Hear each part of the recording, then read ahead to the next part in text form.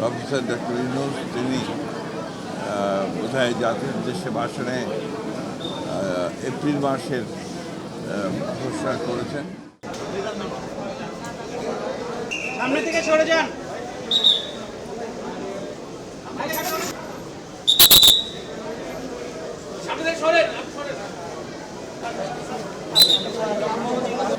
ঈদ মোবারক সকলকে।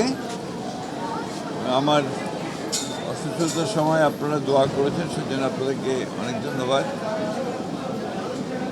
আমরা সবসময় বলে এসেছি যে আমরা দ্রুত নির্বাচন চাই এবং এটাই আমরা আপনার আশা করেছিলাম যে ডিসেম্বরের মধ্যে নির্বাচনের তারিখ ঘোষণা করা হবে। আজকে প্রফেসর ডক্টর ইউনূস তিনি বোধহয় জাতির উদ্দেশ্যে ভাষণে এপ্রিল মাসের ঘোষণা করেছেন। নিঃসন্দেহে এতে আসলে আমরা নয়, আমার গোটা জাতি হতাশ হয়েছে।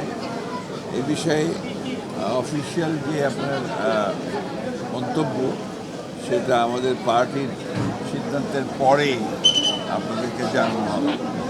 Thank you.